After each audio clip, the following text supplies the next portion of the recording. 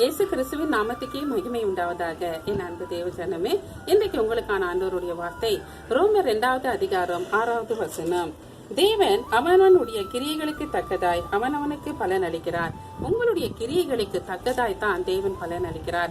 இன்றைக்கு உங்களுடைய கிரியை கர்த்தருக்குள்ள எப்படியாய் இருக்கிறது? இன்னைக்கு நீங்க யோசிக்கலாம், ஏன் சில நாட்களாகவே நமக்கு இந்த காரியங்கள் எல்லாம் தடைப்பட்டு கொண்டே இருக்கிறது, தேவனுடைய ஆசீர்வாதத்தை பார்க்க முடியலே என்று சொல்லி நீங்கள் யோசிக்கலாம். ஆனால் மற்றவர்களை பார்க்கும் பொழுது அவர்களுக்கு சில ஆசீர்வாதங்களை அவர் பெற்றுக்கொள்ள முடியும். நீங்க யோசிக்கிறீர்களா, அவர்களை மாத்திரம் கர்த்தர் ஆசீர்வதிக்கிறார், எங்களுக்கு ஒன்றுமே ஆசீர்வாதம் இல்லையே என்று சொல்லி யோசிக்கிறீர்களா?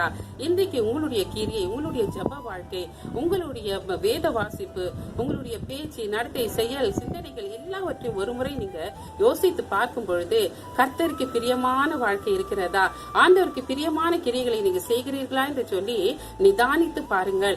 எந்த இடத்தில் உங்களுடைய ஆசீர்வாதத்துக்கு தடையா இருக்கிறது என்று யோசித்து பார்க்கும் பொழுது நீங்க ஜெபிக்கும் பொழுது ஆவியானவர் உங்களுக்கு அழகாய் அதை வெளிப்படுத்துவார்.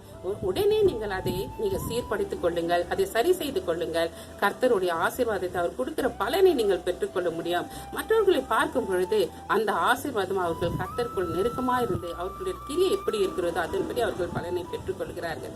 எனவே என் அன்பு தேவஜனமே, இன்றைக்கு உங்கள் வாழ்க்கையை சீர்படுத்திக் கொள்ளுங்கள், கர்த்தர் அளிக்கிற பலனை பெற்றுக் கொள்ளுங்கள். ஜெபிக்கலாமா?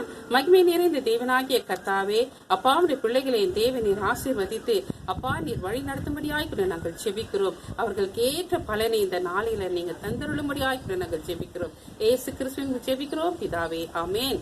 God bless you.